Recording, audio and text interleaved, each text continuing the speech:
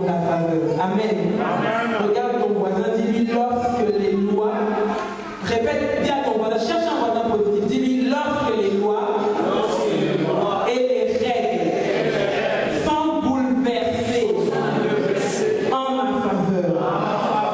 Amen. Amen. Maintenant, par la grâce de Dieu, nous allons parler de cette table. Nous voyons ce texte que nous venons de lire ce matin. Nous allons tout d'abord définir c'est quoi une loi.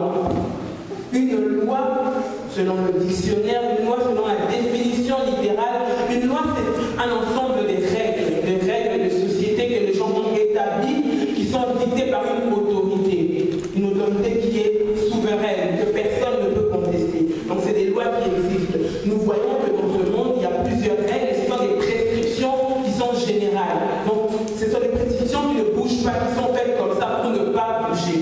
Amen. Comme exemple, nous avons des lois qui sont des lois physiques. Je vais donner des exemples simples. Une loi physique comme la pesanteur, ça veut dire que quand je prends quelque chose, je jette en haut, la loi qui régit, ça dit que cette chose ne peut pas rester, il faut qu'elle tombe. C'est une loi physique naturelle qui existe. Dieu, quand il a créé l'homme et la femme, le Seigneur a dit que pour qu'il puisse y avoir naissance, pour qu'il puisse avoir un enfant, nous le savons, il faut qu'il y ait un homme et une femme. Sans l'union d'un homme et d'une femme, un enfant ne peut pas naître. Vous êtes d'accord avec moi? C'est une loi qui existe, c'est une règle que Dieu a fait ainsi. Un homme et une femme doivent être ensemble pour qu'un enfant puisse naître. J'aimerais que vous puissiez m'accorder toute votre attention, s'il vous plaît. Amen. Amen. Voilà. Et ici, ce texte nous parle de l'histoire de Marie. Marie, la Bible nous dit, quand nous regardons l'histoire de Marie, Marie, c'est un nom hébreu, ça veut dire Myriam. Myriam, ça veut dire celle qu'on aime, celle qui est aimée. C'est quelqu'un qu'on aime. C'est ça la définition du nom Marie ou du prénom Marie. En hébreu, Myriam. Donc Myriam et Marie veulent dire exactement la même chose, dans deux langues différentes. On voit que Marie, quand on regarde les origines de Marie, Marie c'était une fille de la maison de David. David c'était son ancêtre. Elle descendait de la lignée du roi David. Mais c'était une fille qui était discrète. C'était une fille que personne ne faisait cas à elle. C'était une fille dont personne ne faisait attention. Et il faut comprendre, la situation de Marie, c'est que Marie, à l'époque où nous lisons ce verset, Marie était fiancée avec Joseph. Marie n'était pas mariée avec Joseph. Et voilà qu'un jour, l'ange lui apparaît et vient lui dire, Marie, tu seras enceinte. Scandale pour Marie. Marie n'est pas mariée, j'aimerais qu'on comprenne. Marie n'est pas mariée, Marie est fiancée. Non seulement elle est fiancée, mais elle n'a jamais même connu d'homme. C'est une fille vierge.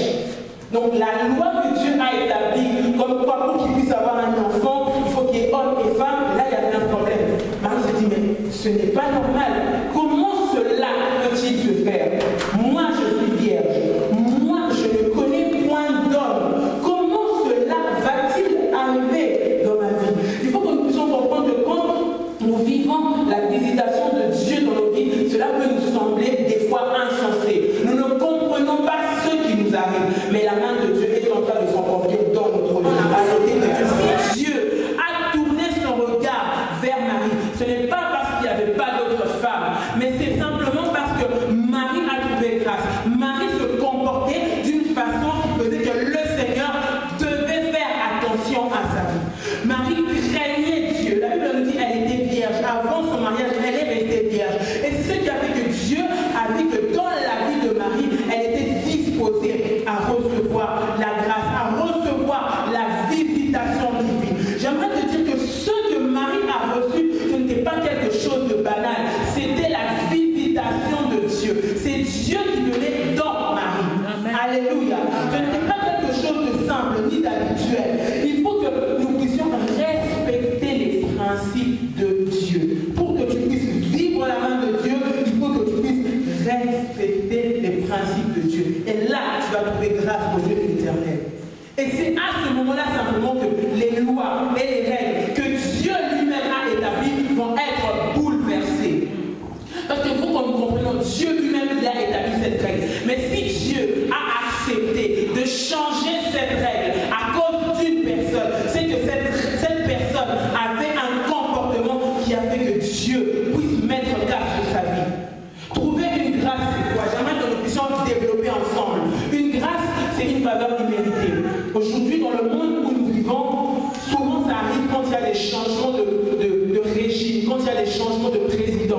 Il y a des prisonniers qui sont pendant des années dans des prisons, mais quand il y a un nouveau régime qui arrive en place, quand il y a un nouveau gouvernement qui arrive en place, on regarde parmi ces personnes si elles s'étaient comportées selon les règles. Et si ces personnes s'étaient comportées selon les règles, on leur fait grâce. Cela veut dire qu'on les acquitte, on enlève leurs sanctions, on enlève leurs punitions. Mais pour cela, il faut que nous puissions nous comporter selon la volonté de Dieu. Nous, en tant qu'enfants de Dieu, nous devons comprendre, premièrement, que pour pouvoir attirer Dieu dans nos vies, nous devons marcher selon sa volonté, selon les règles de Dieu. Amen. Parce que sans ça, nous n'allons pas voir la main de Dieu dans nos vies. Sans ça, nous n'allons pas pouvoir voir la puissance de Dieu dans nos vies. L'ange dit à Marie, Marie dit, comment cela se passera-t-il? L'ange lui dit, ne crains rien, parce que l'ombre du Tout-Puissant te couvrira. Alléluia. L'ombre du Tout-Puissant te couvrira. Aujourd'hui, nous allons nous arrêter sur ce mot-là. L'ombre du Tout-Puissant te couvrira. L'ombre du Tout-Puissant, c'est quoi une ombre?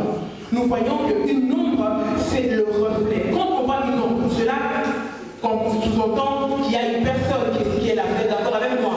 Quand je suis là, par exemple, on voit mon ombre.